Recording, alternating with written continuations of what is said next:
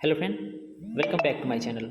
दोस्तों, इस वीडियो में हम लोग न्यूटन का पहला, दूसरा और तीसरा गति नियम जो इक्वेशंस ऑफ मोशन होते हैं उस वो एक दूसरे के बीच संबंध जो दर्शाती है। कहने का मतलब पहला गति नियम किसके किसके बीच संबंध बताती है, दूसरा नियम किसके किसके बीच संबंध बताएगी और तीसरा गति नियम जो है किसके किसके बीच संबंध दर्शाती है वो जानेंगे। बिल्कुल मतलब आसान भाषा में, बिल्कुल सरल है, 10 से 15 सेकंड में आप सीख जाएंगे और कभी भी याद करने की जरूरत नहीं है, ये हमेशा के लिए याद हो जाएगी। ठीक है, तो चलिए वीडियो को स्टार्ट करते हैं। बट इससे पहले आप चैनल पर नए हैं तो चैनल को सब्सक्राइब जरूर कर लेंगे। देखिए, सबसे पहला आपको दिख रहा होगा v equal to u plus a t, जो कि इसको कहते हैं न्यूटन का पहला गति नियम।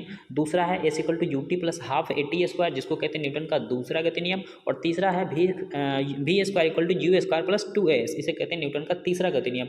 और इन सब के बारे में इधर दिया होगा। एस को कहते हैं विस्थापन या स्थिति या डिस्प्लेसमेंट, यू को कहते हैं प्रारंभिक वेग जो कि initial velocity, v equal to अंतिम वेग मतलब फाइनल वेलोसिटी, और टी मतलब समय बोले तो टाइम, और ए होता है एक्सेलरेशन बोले तो त्वरण। ठीक है, अब इन सब में क्या करना है ना, बोलेगा कि पहला गति नियम किसके बीच संबंध दर्शाती है, दूसरा गति नियम किसके बीच संबंध दर्शाती है और तीसरा गति नियम किसके बीच संबंध दर्शाती है। तो आपको कुछ नहीं करना है, सब में से यू और ए हटा देना है।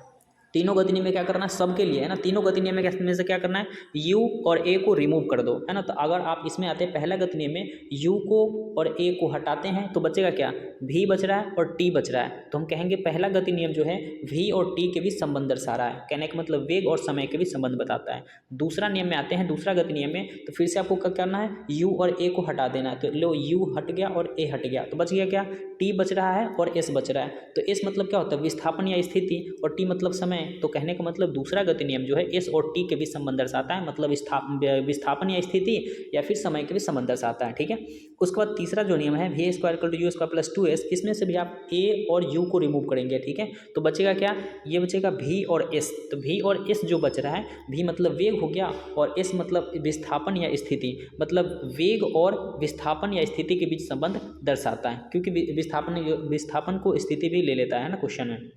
तो ये रहा तीनों गति नियम के बीच संबंध। उम्मीद करते हैं कि आपको समझ में आया होगा, और ये बहुत ही सिंपल है, यू और ए को बस रिमूव कर देना है, तीनों में से जो बचेगा वो संबंध दर्शाएगा। ठीक है, तो चलिए हम लोग मिलते हैं नेक्स्ट वीडियो में, जब तक के लिए जय हिंद एंड टेक केयर।